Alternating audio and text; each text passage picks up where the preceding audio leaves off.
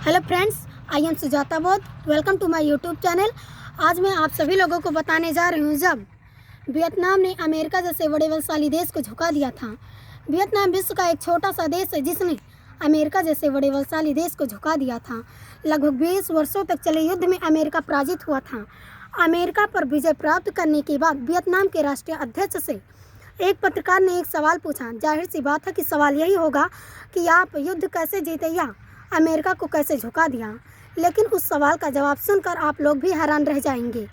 राष्ट्रीय अध्यक्ष ने दिया गया प्रश्न का उत्तर दिए, सभी देशों में सबसे शक्तिशाली देश अमेरिका को झुकाने के लिए मैंने एक महान व श्रेष्ठ नेता का चरित्र पढ़ा और उस जीवनी से मिली प्रेरणा का प्रयोग कर हमने सरलता से विजय प्राप्त कर लिया। आगे पत्रकार ने पूछा, कौन थी वो महान नेता? मित्रों, जब मैंने पढ़ा तो मेरा भी सीना गर्व से भर गया और आपका भी सीना गर्व से चौड़ा हो जाएगा।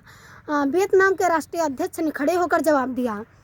वो थी भारत के महान नेता बाबा साहेब डॉक्टर भीमराव अम्बेडकर, जिन्होंने समानता का दर्जा दिलाकर संविधान को रचकर सभी को समानता का दर्जा दिलाया। बाबा साहेब भीमराव अम्बेडकर का नाम लेते ही उनकी आंखों में एक वीरता भरी चमक थी।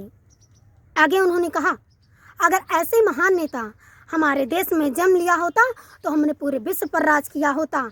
कुछ वर्षों के बाद उस राष्ट्रीय अध्यक्ष की मृत्यु हुई तो जानिए उसने अपनी समाधि पर क्या लिखवाया।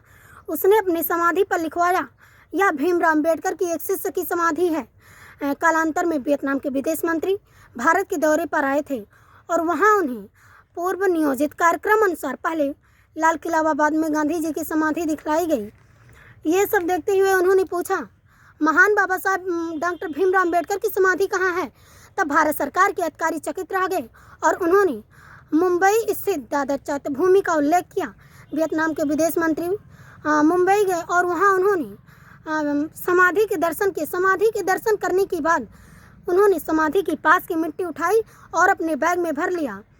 इस पर पत्रकार ने पूछा, मिट्टी रखने का कारण पूछा तो तब विदेश मंत्री महोदय ने कहा, ये मिट्टी बाबा साहब के चरणों की है। इस मिट्टी में एक महान नेता ने जन्म लिया है।